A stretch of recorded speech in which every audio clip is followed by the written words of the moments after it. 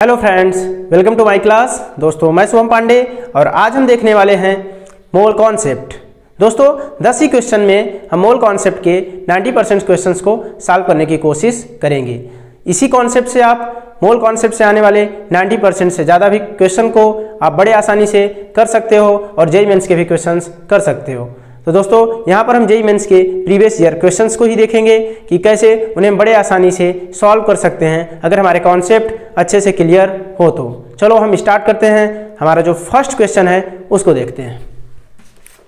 दोस्तों हमारा जो फर्स्ट क्वेश्चन है, experimentally it was found that a metal oxide has formula M0.98O। तो दोस्तों एक्सपेरिमेंटली हमने देखा कि हमारा जो मेटल ऑक्साइड है उसका जो फार्मूला है वो M0.98O है। Metal M present as M2+ and M3+ in its oxide. तो जो मेटल है M वो 2+ ऑक्सीडेशन स्टेट भी शो कर रहा है और 3+ ऑक्सीडेशन स्टेट भी शो कर रहा है। मतलब वो 2 इलेक्ट्रॉन भी दे रहा है और 3 इलेक्ट्रॉन भी दे रहा है। उसमें से कुछ एटम 2+ ऑक्सीडेशन स्टेट शो कर रहे हैं और कुछ 3+। Fraction of the metals which exist as M3+ would be. तो कह रहा है कि कितना फ्रैक्शंस, कितना परसेंटेज M3+ आयंस एग्जिस्ट करेगा। दोस्तों हमको ये पता ही है कि ऑक्सीजन -2 ऑक्सीडेशन स्टेट शो करता है। मतलब ऑक्सीजन को 2 इलेक्ट्रॉन चाहिए और मेटल यहाँ पर 2 इलेक्ट्रॉन भी दे रहा है और 3 इलेक्ट्रॉन भी दे रहा है। तो जरूर अगर दोस्तों अगर हम एक मेटल की बात करते कि एक एटम 2 इलेक्ट्रॉन दिया, एक ऑक्सीजन एटम 2 इलेक्ट्रॉन ले लिया, लेकिन यहाँ पर क्या है कि कुछ 3+ वाले भी हैं। तो मतलब 1:1 का रेशियो तो नहीं होने वाला है। हमारे क्वेश्चन में दे रखा है कि M है 0.98 और यही फार्मूला है। इसमें से करा है कुछ metal M2+ oxidation state show कर रहे हैं और कुछ M3+ ऑक्सीडेशन स्टेट शो कर रहे हैं। तो हमें M3+ वाले का परसेंटेज बताना है। दोस्तों अगर हम 100 एटम ले लिए होते, इसका 100 एटम ले लेते तो क्या होता, M0.98 × 100 और ऑक्सीजन के भी 100 एटम, मतलब M98 और O100 होता। जब ऐसा हो जाता तो हम कहते कि भाई M3+ वाला X एटम रहा होगा, तो बाकी बचा एटम कितना रहा होगा, M2+ वाला। M2+ वाला इसी 98 में से 98 - X रहा होगा। करेक्ट। तो चलो हम देखते हैं, रिडॉक्स का यूज करते हैं। रिडॉक्स तो आपने पढ़ा ही होगा। तो हम कहेंगे कि मान लिया कि X एटम M3+ वाला होगा तो 3 × X, ठीक है। एक एटम 3 इलेक्ट्रॉन देगा तो 3 × X प्लस 2 ऑक्सीडेशन स्टेट वाला कितने एटम रहे होंगे, 98 - X। अब O का 100 एटम, तो O तो इलेक्ट्रॉन लेता है, ठीक है। मेटल देता है इसलिए पॉजिटिव होता है, ऑक्सीजन लेता है इसलिए माइनस। तो -2 × 100 बराबर 0, क्योंकि कोई भी एक्स्ट्रा इस पर चार्ज बाहर से नहीं है। अगर आयन होता तो हम लिखते, अगर आयन नहीं है तो हम नहीं लिखेंगे, ठीक है। ये तो आपने रिडॉक्स में पढ़ा ही होगा। तो हम कहेंगे कि 3X प्लस 2 × 98 का 2 8 जा 16, 1 कैरी 2 9 जा 18 और 1 19, 196 -2X -200 इक्वल टू 0। दोस्तों 3X में से हम 2X घटाएंगे, हमें मिलेगा X, ठीक है। -200 में से 196 तो कितना होगा, -4। इतना तो पता ही होगा, इक्वल टू 0। तो X इक्वल टू 4। यहाँ तक कोई प्रॉब्लम नहीं होगी। देखो 200 माइनस में है इसलिए -4 आया है, 196 तो हमने उसमें से घटाया, -4, X इक्वल टू हमें आया 4।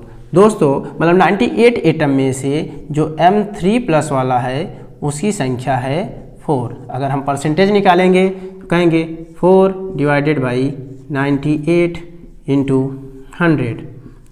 दोस्तों अगर हम 98 को 100 से काटेंगे तो अप्रॉक्स 1 पॉइंट कुछ आएगा समथिंग। तो जो हमारा रिजल्ट है ऑप्शन ए है 7.01%, वो तो होने वाला नहीं है क्योंकि 4% के करीब आने वाला है। 6.05 बिल्कुल नहीं होगा, 5.08 वो भी नहीं होगा। तो हमारा जो करेक्ट आंसर होगा 4.08, क्योंकि अगर हम इसे 1 भी मानते हैं तो 4 और 98 से अगर हम कट कर रहे हैं, अगर हम एक बार ले जाएंगे तो 2 आएगा, फिर 0 बार जाएगा तो फिर 2 बार चला जाएगा। तो ये हमारा होगा आंसर 4.08। क्वेश्चन में दोस्तों आपको कहीं भी प्रॉब्लम नहीं आई होगी, बड़ा ही आसान क्वेश्चन रहा। और ये हमारा आया था जेईई मेंस 2013 में हमारा क्वेश्चन आया था, बहुत ही आसान था। तो अब हम देखते हैं अपना नेक्स्ट क्वेश्चन, तब तक इसे आप नोट डाउन कर लीजिए। हम देखेंगे question number 2। A gaseous hydrocarbon gives upon combustion 0.72 gram of water and 3.08 gram of CO2। मतलब एक गैसियस हाइड्रोकार्बन हम ले रहे हैं,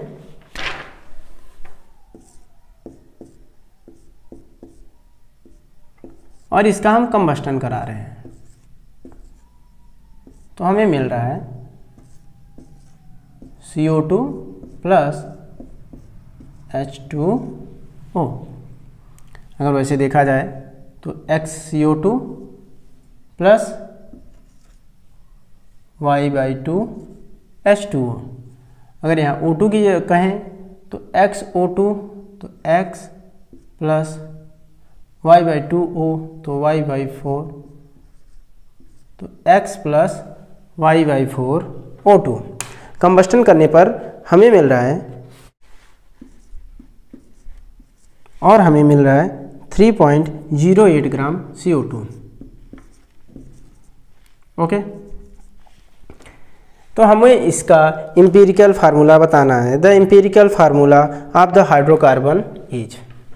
दोस्तों अगर हम मोल्स निकाल लें तो हम बड़े आसानी से इसका एम्पिरिकल फार्मूला बता पाएंगे, क्योंकि इनका मोलर रेशियो निकाल पाएँ। तो मोल्स निकालने के लिए हम क्या करेंगे, इनके मोलर मास से डिवाइड करेंगे, जैसा कि हम पहले ही करते आ रहे हैं। इसका मोलर मास होगा 44, क्योंकि कार्बन का 12 और ऑक्सीजन का 16, तो 2 बार है 16, तो 16 2 जा 32 प्लस 12 44। H2O ऑक्सीजन का 16 और हाइड्रोजन का 2, क्योंकि 2 हाइड्रोजन है, ठीक है, 1 + 1, तो 16 + 2 18। दोस्तों अगर हम यहाँ पर रेशियो निकालेंगे, 44 है और 308, अगर हम ऐसा समझे 3.08 को 308, तो 4 7 जा 28 होता है, 280 4 4 जा, तो ये लगभग अप्रॉक्स 7 बार जाएगा, और कितना आ जाएगा 0.07। ओके, अगर हम इसको करते हैं तो 8 4 जा 72, मतलब 0.04 मिल रहा है।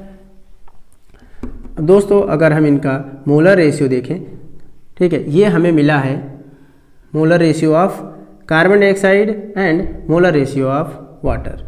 दोस्तों molar ratio of carbon dioxide में कार्बन की संख्या 1 है और हाइड्रोजन की संख्या 2 है, मतलब कि ये होगा 0.07 मोल कार्बन,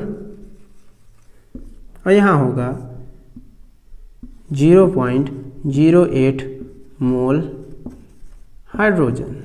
अगर हम इनका रेशियो ले लेते हैं, मोलर रेशियो इन दोनों का, तो हमें मिलेगा 0.07 डिवाइडेड बाई 0.08, दोनों डेसिमल हटा देंगे, मिलेगा 7 और 8, मतलब 7 कार्बन 8 हाइड्रोजन। तो फार्मूला हो जाना चाहिए C7H8। तो बताओ, ऑप्शन डी होना चाहिए। आसान नहीं था? कितना आसान था ना, मोल रेशियो निकाला, ठीक है, क्योंकि हमें वेट दे रखा था। अगर हमें वेट दे रखा है तो मॉलिक्यूलर वेट से डिवाइड करो, मोल निकाल लो, मोल निकालने के बाद उस मोल में कार्बन की संख्या क्या है। 1 मोल अगर हम CO2 लेते हैं तो उसमें कार्बन की संख्या 1 है, इसलिए हमने 1 से मल्टीप्लाई किया। हमने पानी का भी मोल निकाल लिया, ठीक है, क्योंकि ये इतना ग्राम था, तो 0.04 आया मोल। अब हमने देखा कि 1 मोल वाटर में दो हाइड्रोजन है, इसलिए 2 से मल्टीप्लाई किया तो 0.08 मोल हाइड्रोजन हो जाएगा। दोनों का रेशियो ले लिया, एम्पिरिकल फार्मूला यही तो देता है, सिंपलेस्ट रेशियो। तो क्या होगा C7H8।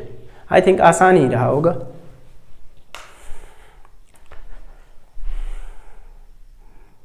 क्वेश्चन है consider the following reaction XMnO4 minus plus YC2O4 2 minus and ZH plus, then हमें मिल रहा है XMn2 plus 2YCO2 plus Z/2H2O। The value of X, Y and Z in the reaction are respectively. दोस्तों यहाँ पर balancing करना है कुल मिला के हमें, और बैलेंसिंग के लिए हीट एंड ट्रायल मेथड भी आप कर सकते हो। आपके पास 4 ऑप्शन है, लेकिन बहुत ज़्यादा टाइम लग जाएगा। अगर आपको ऑक्सीडेशन और रिडक्शन समझ में आ रहा है कि किसका ऑक्सीडेशन हो रहा है और किसका रिडक्शन हो रहा है, तो ये क्वेश्चन बड़ा ही आसान हो सकता है। क्यों? क्योंकि इससे 2 ऑप्शंस गायब हो जाएंगे। ठीक है, अब जब 2 ऑप्शंस गायब हो जाएंगे तो फिर नेक्स्ट स्टेप आपको लगाना है कि दोनों तरफ प्लस प्लस या दोनों तरफ माइनस माइनस बराबर होना चाहिए। आयनिक बैलेंस करोगे और बड़े ही आसानी से क्वेश्चंस हो जाना है। क्योंकि अगर आप चारों ऑप्शन के साथ जाओगे तो बहुत ही टाइम लग सकता है हीट एंड ट्रायल लगाने पर भी, क्योंकि हम एक बार अप्लाई करेंगे फिर एटम की संख्या गिनने जाएंगे। तो दोस्तों ऑक्सीडेशन ही लगाएंगे हम। तो देखते हैं किसका ऑक्सीडेशन हो रहा है और किसका रिडक्शन हो रहा है। सबसे पहले आपको ये पहचानना बहुत ज़रूरी है। XMnO4 minus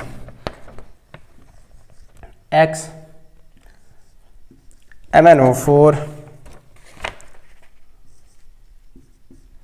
minus. दोस्तों अगर XMnO4 माइनस में हम बात करें तो यहाँ पर 4 ऑक्सीजन के एटम हैं, 4 × 2 -2।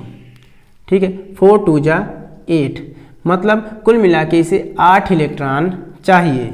एक बाहर से मिल गया मतलब 7 इलेक्ट्रॉन। तो 7 इलेक्ट्रॉन कौन देगा? ये देने वाला है, क्योंकि हम अभी मानते हैं कि इसका ऑक्सीडेशन स्टेट मान लेते हैं A है। क्या है? A है। तो हम कहेंगे A + 4 × 2 -2 और फिर इक्वल टू हम कहेंगे -1, क्योंकि ओवरऑल चार्ज इस पर क्या है?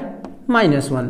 तो हम देखेंगे कि A = आ जाएगा -1 + 8, 4 × 2 = 8, उधर जाने वाला है। A = आ जाएगा 7, मतलब इसका ऑक्सीडेशन स्टेट क्या है? +7। फिर है हम देखेंगे प्लस YC2O4 2 माइनस। दोस्तों अब फिर से यहाँ पे ऑक्सीजन आ गया। ऑक्सीजन का तो हमें पता है कि -2 होने वाला है, कार्बन का नहीं पता है। चलो हम मान लेते हैं कार्बन का ऑक्सीडेशन अभी B मानते हैं, क्योंकि वेरिएबल मानेंगे, हमें पता तो है नहीं। कहेंगे B+। ठीक है, अब फिर से -2 ऑक्सीजन के लिए × 4 इक्वल टू कितना होना चाहिए? -2, क्योंकि ऊपर -2 है। तो B = हमें मिल जाएगा -2 + 8, तो कितना हो गया? 6। कितना हो गया? 6। दोस्तों यहाँ B = 6 आया, मतलब दोनों कार्बन पर B मिला के 6 है। तो एक कार्बन पर अगर मैं पूछूं तो एक कार्बन पर कितना होगा? अगर यहाँ मैं 2 टाइम्स B कर देता तो एक कार्बन के लिए आ जाता, और एक कार्बन के लिए कितना होगा? 3। तो एक कार्बन के लिए 3 होगा। 2 कार्बन अगर दे रहे हैं तो 6 इलेक्ट्रॉन कार्बन देगा। ठीक है, ऑक्सीजन को 2 इलेक्ट्रॉन बाहर से मिल रहा है, 6 × 2 = 8 हो गया। Plus ZH2H+। ठीक, ये हमें बता दे रहा है कि एसिडिक मीडियम है। फिर हमें मिल रहा है XMn2 + XMn2+ and 2Y + 2YCO2। तो दोस्तों अगर मैं इस कार्बन की बात करूं तो इसका ऑक्सीजन स्टेट इस समय +4 है, क्योंकि 2 दूना 4, ऑक्सीजन को 4 देना पड़ेगा, तो कार्बन पर होगा +4। यहाँ तक चीज़ें समझ में आई होंगी। और Z/2H2O। तो दोस्तों यहाँ था +7 और यहाँ हो गया +2। चेंज कितने का हुआ? का हुआ। दोस्तों यहाँ पर था +3 इसका एक कार्बन के लिए और यहाँ पर हुआ +4। यहाँ देख रहे हो आप कि 7 से 2 जा रहा है तो क्या हो रहा है, रिडक्शन। ठीक है, यहाँ हो रहा है रिडक्शन। यहाँ +3 से +4 जा रहा है तो क्या हो रहा है, ऑक्सीडेशन। ठीक है, अगर हम चेंजेस की बात करें तो +6 तो ओवरऑल कार्बन को +6 यहाँ देना पड़ रहा था और यहाँ पर +4। चेंज कितने का हुआ, 2 का। या ऐसे समझो कि 2 कार्बन के लिए चेंजेज है। एक कार्बन के लिए 1 इलेक्ट्रॉन उसने एक्स्ट्रा दिया, यहाँ +3 था, एक कार्बन 3 इलेक्ट्रॉन दे रहा था, यहाँ एक कार्बन 4 इलेक्ट्रॉन दे रहा है। तो 2 कार्बन मिला के जो चेंजेज हुए वो 2 इलेक्ट्रॉन का हुआ। कितने का हुआ, 2 इलेक्ट्रॉन का।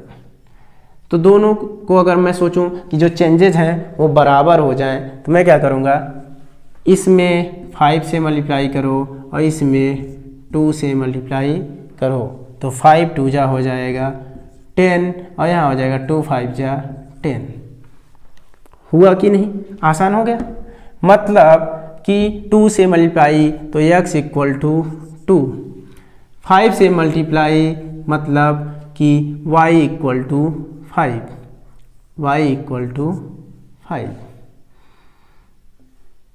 2y मतलब 10 CO2। यहाँ तक चीज़ें आसान हुई।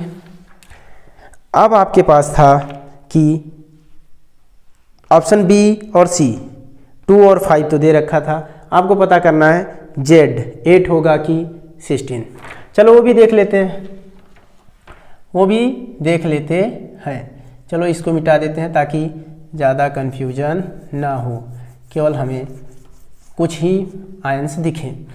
तो दोस्तों अगर हम आयंस की गणना करने चल रहे हैं तो बाहरी जो हमने ऑक्सीडेशन देखा था उसे हटाते हैं। यहाँ पर देखो तो 2 माइनस, क्योंकि 2 मॉलिक्यूल तो 2 माइनस, यहाँ पर 5 2 जा 10, 10 माइनस, तो 10 माइनस 2 माइनस ओवरऑल कितना हुआ 12 माइनस, इस तरफ 12 माइनस।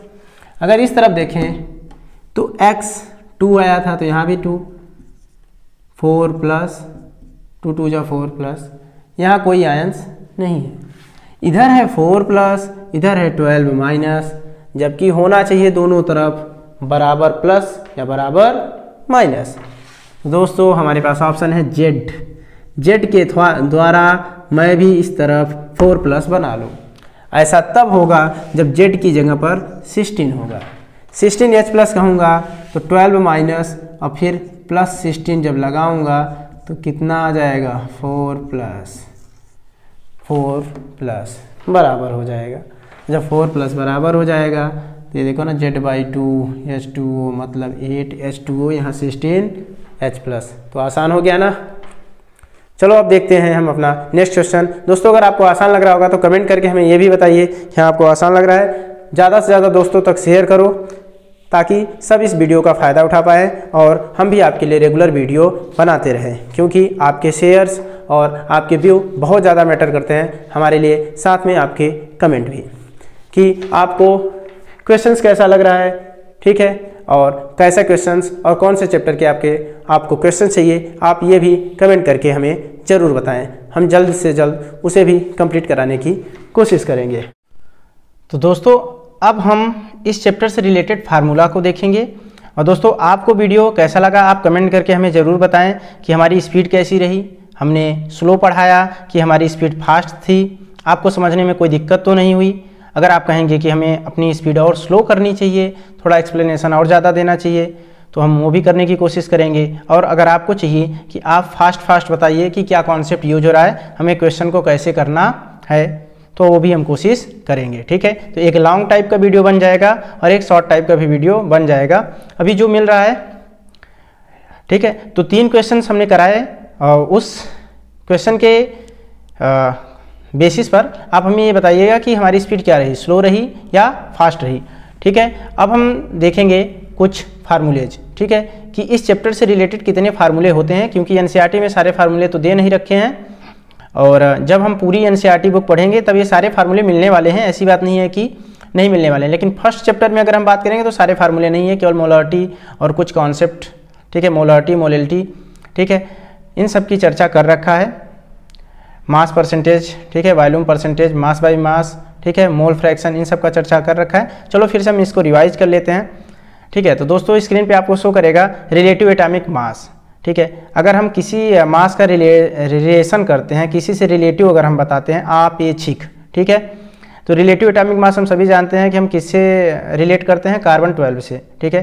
कार्बन 12 का 1/12 मास, जो कार्बन 12 एटम का जो 1/12 मास है उसे 1 AMU कहते हैं और उसी से हम सबको रिलेट करते हैं। तो mass of 1 atom of an element upon 1/12 mass of 1 carbon atom equal to total number of nucleons, क्योंकि टोटल नंबर ऑफ न्यूक्लियॉन्स को बताता है कि नंबर ऑफ प्रोटॉन कितने हैं या नंबर ऑफ न्यूट्रॉन कितने हैं।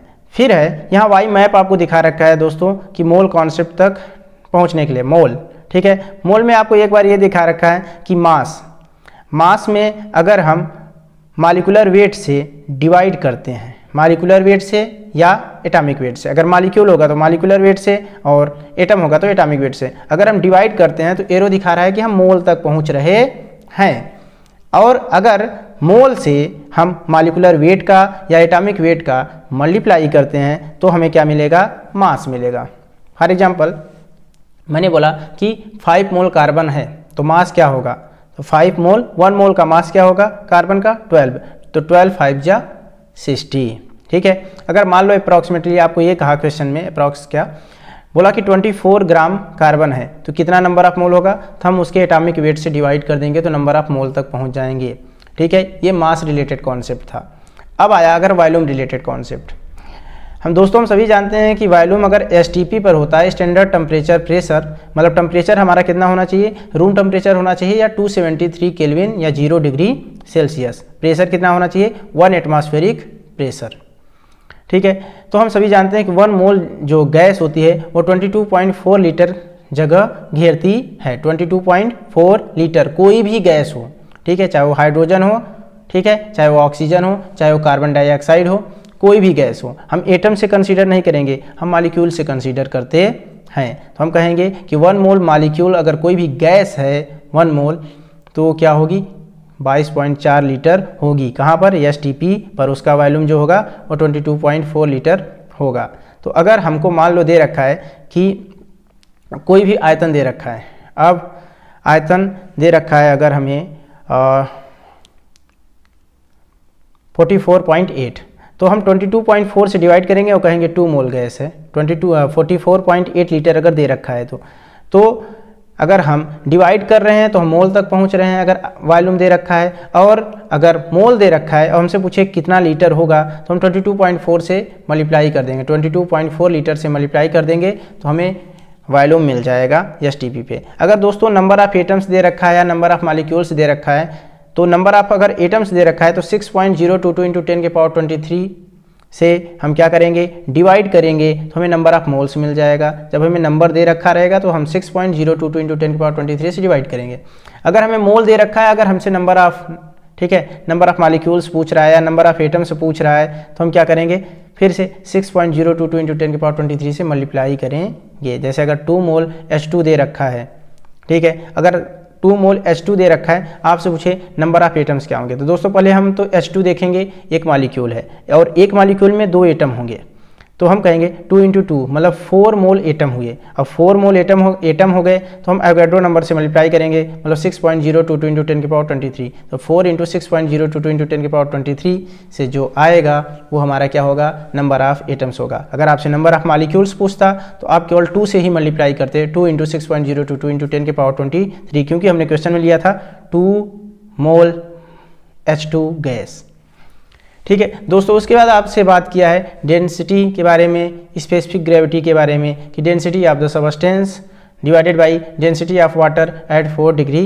सेल्सियस, ठीक है। ये यूनिट लेस है और इसके बारे में आप पहले से भी जानते होंगे कि किसी भी चीज़ की हम डेंसिटी वाटर से ही तुलना करते हैं, और जो वाटर की डेंसिटी होती है वो 1 होती है, 1 ग्राम पर ml, चाहे हम कहें 1 kg पर लीटर। तो उससे हम जब तुलना करते हैं तो हम उसे कहते हैं स्पेसिफिक ग्रेविटी, जो हमें बताता है अगर किसी सब्सटेंस की स्पेसिफिक ग्रेविटी 4 आई, मतलब वो 4 टाइम्स ज़्यादा मास रखता है, सेम आयतन, सेम, ठीक है, सेम वॉल्यूम, 4 टाइम्स ज़्यादा मास रखता है वाटर के कंपैरिजन में। अगर 1 से कम आया मतलब है कि वो पानी से हल्का है, अगर 1 से ज़्यादा आया तो पानी से, वाटर से भारी है, ठीक है। और वाटर से अगर भारी है तो पानी में डूब जाएगा, अगर वाटर से हल्का है डेंसिटी तो वाटर पर तैरेगा। अब हम देखेंगे फॉर गैसेस। गैसेस के लिए कुछ दे रखा है, एब्सोल्यूट डेंसिटी, ठीक है, mass per unit volume, molar mass of the gas divided by molar volume of the gas, rho equal to PM/RT, ठीक है। गैसेस स्टेट में आपने पढ़ रखा होगा, नहीं पढ़ा होगा तो आगे ही पढ़े, बहुत जल्द पढ़ोगे। PV इक्वल टू NRT आप जानते हो, वहीं से ये क्वेश्चन आया है, जहाँ पर P प्रेशर है, कैपिटल M हमारा मॉलिक्यूलर मास है, R यूनिवर्सल गैस कांस्टेंट है और T टेम्परेचर है। वेपर डेंसिटी की अगर हम बात करते हैं तो है density of the gas divided by density of hydrogen. दोस्तों यहाँ पर डेंसिटी ऑफ हाइड्रोजन H2 से तुलना किया है, और हम सभी जानते हैं कि H2 का अगर मॉलिक्यूलर मास होता है वो क्या होता है, 1, ठीक है। तो H2 का मॉलिक्यूलर मास 2 होगा, एक हाइड्रोजन का जो मास होगा वो 1 होगा, ओके। तो PM/RT RT कैंसिल करेंगे तो आएगा molecular mass of the gas divided by molecular mass of the H2, और molecular mass of the H2 जो होगा वो 2 होगा, तो m गैस बाई 2। मतलब अगर हमें किसी का मॉलिक्यूलर गैस दे रखा है, मॉलिक्यूलर गैस, ठीक है, मॉलिक्यूलर मास दे रखा है, ठीक है, तो हम 2 टाइम्स वेपर डेंसिटी करके पता, या वेपर डेंसिटी दे रखा है तो हम 2 टाइम्स कर देंगे वेपर डेंसिटी का, तो हमें मॉलिक्यूलर मास मिल जाएगा किसी भी गैस का। और अगर वेपर डेंसिटी नहीं पता है तो मॉलिक्यूलर मास डिवाइडेड बाई 2 करेंगे तो हमें वेपर डेंसिटी पता चल जाएगा, ठीक है। इस फार्मूले का अब हम यूज कर सकते हैं, और कई बार इससे क्वेश्चंस आए हुए हैं, ज़्यादा नहीं, 1-2 क्वेश्चंस आ चुके हैं कि वेपर डेंसिटी दे दिया है हमको और पूछ रहा है कि उसका मॉलिक्यूलर मास क्या होगा, तो वेपर डेंसिटी का 2 टाइम्स करेंगे तो हमें क्या मिल जाएगा, molecular mass of the gas मिल जाएगा। फिर नेक्स्ट क्वेश्चन पे है मोल एनालिसिस की बात किया है। अगर मास दे रखा है तो एटॉमिक वेट या मॉलिक्यूलर वेट से डिवाइड करो तो नंबर ऑफ मोल्स आ जाएगा। अब मास दे रखा है, एटम का मास दे रखा है तो एटॉमिक वेट से डिवाइड करेंगे, ठीक है। मॉलिक्यूल का दे रखा है मास तो मॉलिक्यूलर वेट से डिवाइड करेंगे और नंबर ऑफ मोल पता करेंगे, ठीक है। अब मोल रिलेशनशिप की बात किया है कि मोल अगर दे रखा है हम उसके मॉलिक्यूलर वेट से मल्टीप्लाई कर देंगे तो हमें मास मिल जाएगा, या एटॉमिक वेट से, और 22.4 लीटर से अगर मल्टीप्लाई कर देंगे हमें क्या मिल जाएगा, आयतन मिल जाएगा, वॉल्यूम मिल जाएगा। कंसंट्रेशन टर्म की बात किया है, मोलरिटी, तो हम सभी जानते हैं कि मोलरिटी इक्वल टू क्या होता है, number of moles in 1 litre solution, ठीक है। मतलब कि number of moles divided by litre, volume in litre, ठीक है। तो यहाँ पर हमने क्या किया, wait divided by molecular weight of solute, ठीक है। Weight of solute divided by जो भी गिवन वेट दे रखा है divided by molecular weight of solute, इससे हमें मिल जाएगा नंबर ऑफ मोल्स। फिर कर रहा है वॉल्यूम, ठीक है, इन ml, अगर वॉल्यूम इन ml में दे रखा है तो उसे हम डिवाइडेड बाई 1000 करेंगे, उसी 1000 को ऊपर भेज दिया गया है, ठीक है, क्योंकि हमने बोला था कि नंबर ऑफ मोल्स, ठीक है, इन 1 लीटर सोल्यूशन, तो हमें लीटर में चेंज करना पड़ेगा। मोलिलिटी की अगर हम बात करते हैं तो क्या होता है, नंबर ऑफ मोल्स, ठीक है, इन 1 kg सॉल्वेंट, मतलब 1 kg सॉल्वेंट में, विलायक में, घोल में, जैसे वाटर हमारा एक तरीके का सॉल्वेंट है, अगर हम उसमें चीनी घोलते हैं तो हम कहेंगे इन 1 kg सॉल्वेंट में कितने नंबर ऑफ मोल्स हैं, ठीक है। तो ये अगर ग्राम में हम रखेंगे तो हमें 1000 से फिर से डिवाइड करना पड़ेगा, वही 1000 ऊपर गया हुआ है, तो 1000 W1/m1, मतलब कि उसका मॉलिक्यूलर वेट, तो हमें नंबर ऑफ मोल्स मिल गया, ठीक है। और वेट ऑफ द ये क्या है, W2 जो है ये वेट ऑफ द क्या है, सॉल्वेंट है।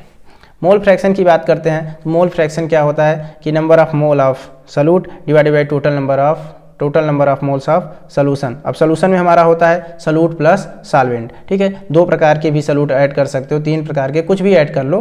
हमें अगर किसी का मोल फ्रैक्शन पता करना है तो उसका मोल हम ऊपर रखेंगे, डिवाइडेड बाई टोटल मोल कर देना है, और कुछ नहीं करना है। जैसे अगर A एंड B है, A है 2 मोल, B है 3 मोल, हमसे पूछा जाए मोल फ्रैक्शन ऑफ A, तो कहेंगे number of mole of A 2 है, divided by total mole A plus B, तो 2 + 3 5, तो 2/5। अगर हमसे पूछा जाए number of mole fraction of B, अगर हमसे पूछा जाए तो हम कहेंगे B का मोल है 3 डिवाइडेड बाई फिर से 5 टोटल मोल।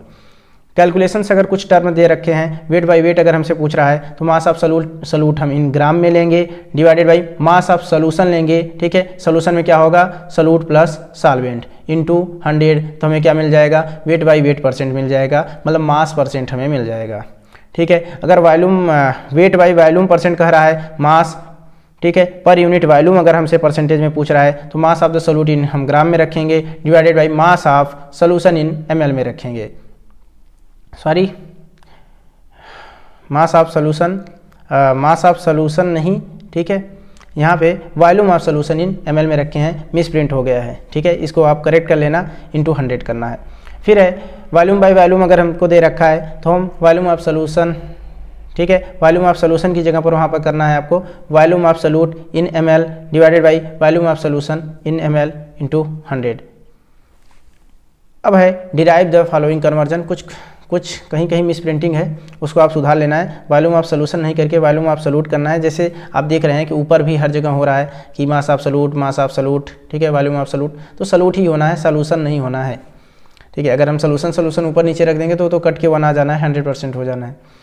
अब डिराइव द फॉलोइंग कन्वर्जन, कुछ कन्वर्जन अगर हैं कि मोल फ्रैक्शन ऑफ सॉल्यूट हमको दे रखा है और हमको मोलारिटी में चेंज करना है, तो मोलारिटी इक्वल टू हम कहेंगे, मोलारिटी को यहाँ पर कैपिटल M से शो किया गया है, x2 हमारा क्या है, mole fraction of the solute है, क्या है, mole fraction of the solute. फिर रो है density of the solution into 1000 divided by x1 है mole fraction of solvent, m1 है molecular mass of solvent plus m2 है molecular mass of solute into x2 है molecular mole fraction of solute. ठीक है, तो आपको टर्मिनोलॉजी याद करना पड़ेगा, यहाँ पे बहुत सारा टर्मिनोलॉजी याद करना पड़ जाएगा।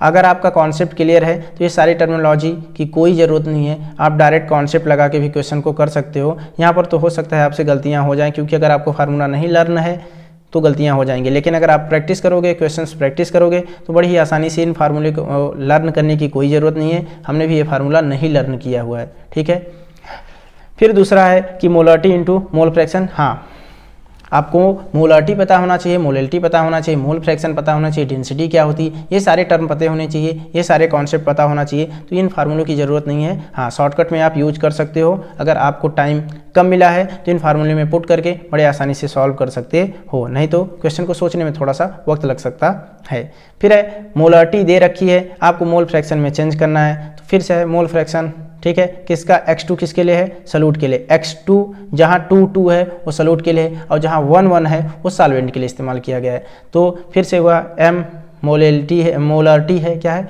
मोलैलिटी, कैपिटल M मोलैलिटी को बताता है, तो molality molecular mass m1 into 1000 divided by rho into 1000 minus, ठीक है, फिर से molality into m2, mole fraction into molality, तो ये सारे टर्मिनोलॉजी हैं। फिर मोलैलिटी इंटू मोल फ्रैक्शन, फिर हम आ जाते हैं मोलैलिटी इंटू मोलैलिटी पर लास्ट में।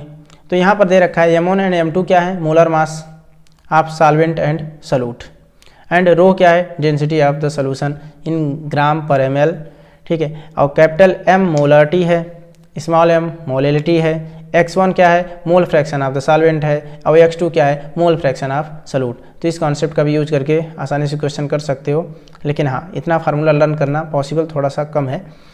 अब है average mean atomic mass, average की निकालने की बात किया है। जैसे कभी कभी क्या होता है कि कहा दिया जाता है कि कई सारे एक ही एलिमेंट के कई सारे आइसोटोप्स होते हैं, अब उसका आइसोटोप्स हो जाने की वजह से उसके मास चेंज होते हैं, तो कहा जाता है कि 10%, जैसे कार्बन का ही हम कह लें, एग्जाम्पल के तौर पर ले लेते हैं, तो मैंने बोला कि चलो 10% कार्बन 13 वाला है, 80% क्या कहते हैं कार्बन 12 वाला है, और 10% कार्बन 14 वाला है। ऐसा होता नहीं है, तो हम क्या करेंगे, कहेंगे 10% कार्बन 13 वाला 10 × 13 प्लस 80% कार्बन 12 वाला है तो 80 × 12 प्लस 10% कार्बन 14 वाला है 10 × 14 और डिवाइडेड बाई 10 + 10 और इंटू प्लस 80, तो टोटल 100 से हम डिवाइड कर देंगे तो बड़े आसानी से हमें मिल जाना है। अब है mean molar mass of the molecular mass. अगर मीन मोलर मास पूछ रहा है तो N1 M1 plus N2 M2 ऐसे dash dash dash Nn Mn divided by N1 plus N2 plus Nn, ठीक है। यहाँ सिग्मा हमें क्या बताता है, समेशन को बताता है। फिर एक calculation of individual oxidation number आपसे पूछ रहा है। ऑक्सीडेशन नंबर मतलब कितना नंबर ऑफ इलेक्ट्रॉन, ठीक है, दे रहा है। ठीक है, अगर number of electron in the valence shell minus number of electron left after bonding, ठीक है, ये फार्मूला हो गया। अब एक कॉन्सेप्ट ऑफ इक्विवेलेंट वेट। दोस्तों हम सभी जानते हैं कि जब हम इलेक्ट्रॉन, कोई भी एटम इलेक्ट्रॉन देता है तो उस पर प्लस आता है, अगर वो कोई इलेक्ट्रॉन लेता है तो उस पर क्या आता है, माइनस आता है। अब है कॉन्सेप्ट ऑफ इक्विवेलेंट वेट, ठीक है, या मास, चाहे हम इक्विवेलेंट वेट बोलें और चाहे इक्विवेलेंट मास बोलें, एक ही बात है। फॉर एलिमेंट, हाँ, टर्मिनोलॉजी ये है कि वेट हमें क्या बताता है, फोर्स अप्लाइड, ठीक है। अब फोर्स लगता कहाँ पर है, ग्रेविटी पुल किसे करती है, किसी मास को ही करती है, ठीक है। तो नॉर्मल भाषा में हम मास और वेट को एक ही बोल देते हैं। सही टर्म में तो मास अलग है, वेट अलग है, ठीक है। वेट हमारा न्यूटन में होता है, मास हमारा केजी में होता है, लेकिन केजी और वेट को हम दोनों को सेम ही बोलते हैं। कहीं भी हम जाते हैं तो हम ये नहीं कहते हैं कि 1 केजी, कहते हैं 1 केजी आलू दे दो, ठीक है, जबकि हम उसका वेट करते हैं। हम ये नहीं कहते हैं कि 10 न्यूटन आलू दे दो, ठीक है, क्योंकि वेट के टर्म में तो 10 न्यूटन अप्लाई करना चाहिए। अब है इक्विवेलेंट वेट इक्वल टू होता है atomic weight upon valency factor. यहाँ इक्विवेलेंट वेट का मतलब होता है कोई भी एटम अगर 1 मोल इलेक्ट्रॉन दे रहा है, ठीक है, उसका जितना भी वजन 1 मोल इलेक्ट्रॉन दे रहा है वही उसका इक्विवेलेंट वेट होता है। जैसे अगर ऑक्सीजन की हम बात करें, दे देता है या ले लेता है, ऑक्सीजन की अगर हम बात करते हैं तो इसका एटॉमिक वेट है 16, कितना है, 16, लेकिन ये 2 मोल इलेक्ट्रॉन लेता है। तो 1 मोल इलेक्ट्रॉन इस कब लेगा, जब ये आधा मोल रहेगा तब, क्योंकि 1 मोल रहेगा तो 2 मोल इलेक्ट्रॉन लेगा। 1 मोल रहेगा ऑक्सीजन तो 2 मोल इलेक्ट्रॉन लेगा, तो जब आधा रहेगा तो 1 मोल इलेक्ट्रॉन लेगा। तो इसका जो इक्विवेलेंट वेट होगा वो 16 ना होके 8 होगा, ठीक है, क्योंकि हम कहेंगे कि हम कितना ऑक्सीजन एटम रखें, कितना मोल ऑक्सीजन एटम रखें कि जिनसे हमारा 1 मोल इलेक्ट्रॉन वो कंज्यूम कर ले, या तो कंज्यूम कर ले या तो दे दे। जैसे अगर हम हाइड्रोजन की बात करेंगे तो उसका इक्विवेलेंट वेट और उसका एटॉमिक वेट दोनों सेम होंगे। क्यों, क्योंकि वो 1 इलेक्ट्रॉन ही दे सकता है। सोडियम की बात करें वो भी 1 इलेक्ट्रॉन दे सकता है। क्लोरीन की बात करें 1 ही इलेक्ट्रॉन ले सकता है।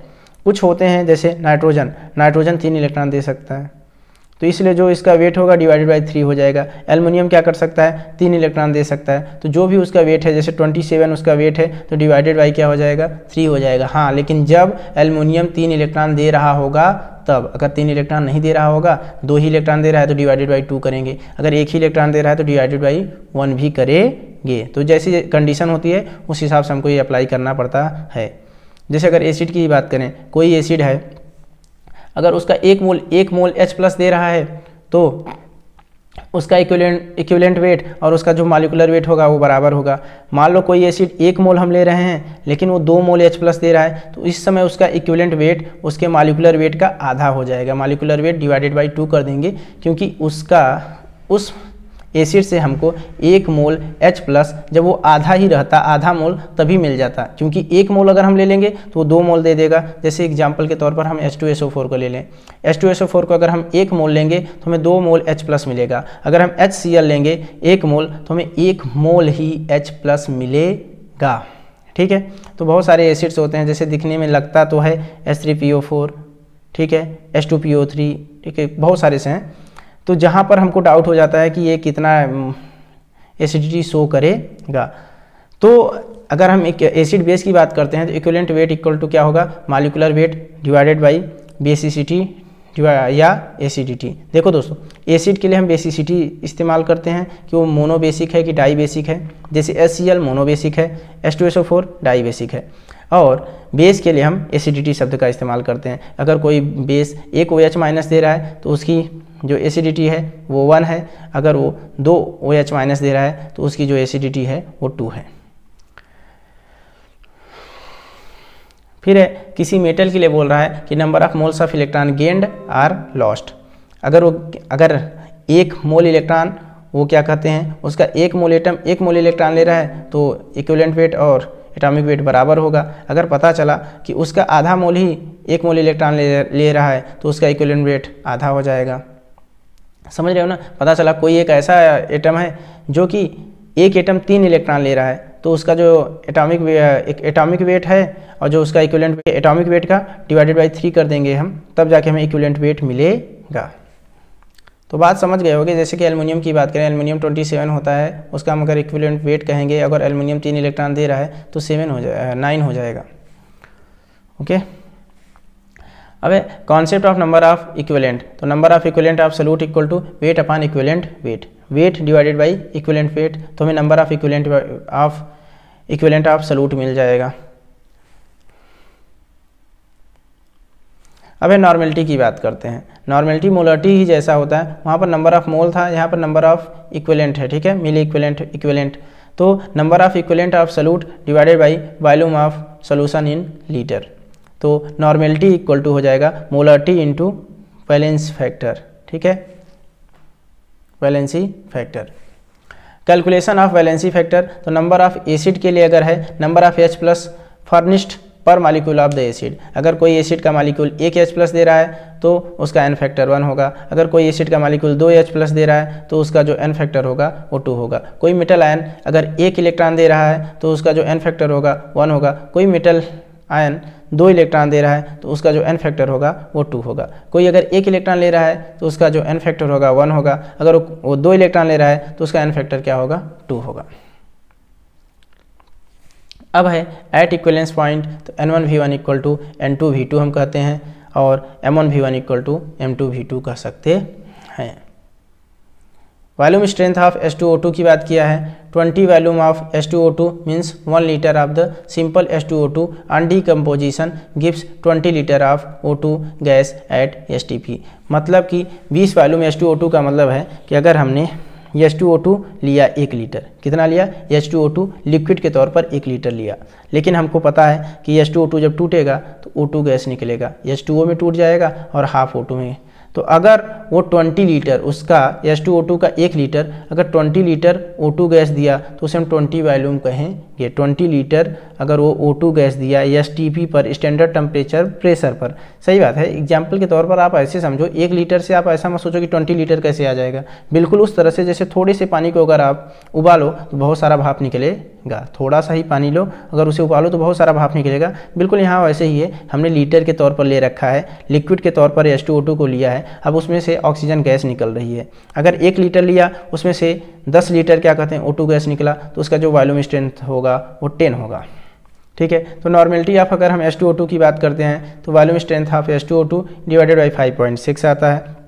अगर हम मोलरिटी की बात करते हैं तो volume strength of H2O2 divided by 11.2। अक्सर क्वेश्चन में वॉल्यूम स्ट्रेंथ दे रखा होता है और बड़ी ही आसानी से क्वेश्चंस हो जाते हैं। अगर आपको फार्मूला लर्न है तो पुट करो और डायरेक्ट आंसर्स, ज़्यादा कुछ नहीं करना होता है। मेजरमेंट ऑफ हार्डनेस की बात करता है, हार्डनेस इन ppm पार्ट पर मिलियन की बात करता है, मतलब पर 10 लाख में वो कितना ग्राम है। अगर 10 लाख ग्राम हमने लिया है तो पर 10 लाख ग्राम में वो कितना ग्राम है। अगर वो 2 ग्राम है तो उसका जो ppm होगा 2 ppm होगा, अगर वो 10 ग्राम है तो उसका जो ppm होगा पर 10 लाख में, अगर 10 ग्राम है तो 10 ppm होगा, ठीक है। तो मास ऑफ CaCO3 हम किससे तुलना करते हैं, CaCO3 से तुलना करते हैं। Mass of CaCO3 upon total mass of water into 10 के पावर 6। देखो दोस्तों, हम पर सेंट जब निकालते हैं, सेंट मतलब हुआ 100 सेंचुरी, तब 100 से मल्टीप्लाई करते हैं। अगर हमें ppm निकालना होता है तो हम किससे मल्टीप्लाई करते हैं, ppm मतलब मिलियन, ठीक है, पार्ट पर मिलियन, तो हम मिलियन से मल्टीप्लाई करते हैं, 10 के पावर 6 से मल्टीप्लाई करते हैं, 10 लाख से मल्टीप्लाई करते हैं। दोस्तों CaCO3 का जो मॉलिक्यूलर मास है तो वो तो आपको पता ही होगा कि 100 होता है।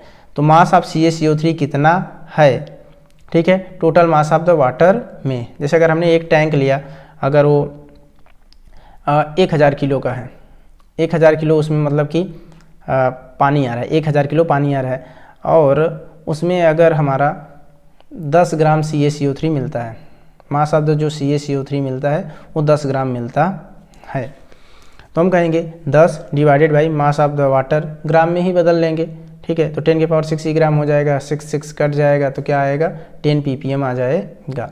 तो calculation available chlorine from a sample of bleaching powder, percentage अगर हमें Cl2 को पता करना है तो 3.55 into x into V ml upon divided by W। दोस्तों इन सब पर हम एक सेपरेट वीडियो बना देंगे, आपको टेंशन लेने की ज़रूरत नहीं है, अभी टाइम बहुत कम है JEE मेंस के स्टूडेंट्स के लिए, तो इसलिए आप क्वेश्चंस को फार्मूले से भी काम कर सकते हो।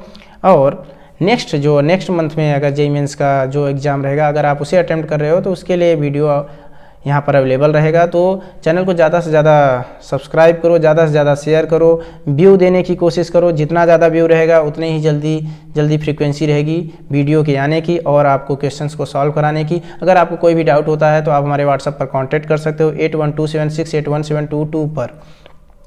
दोस्तों तो चलो मिलते हैं नेक्स्ट वीडियो में, तब तक के लिए बाय बाय और best of luck for your exam. Thank you for watching दोस्तों।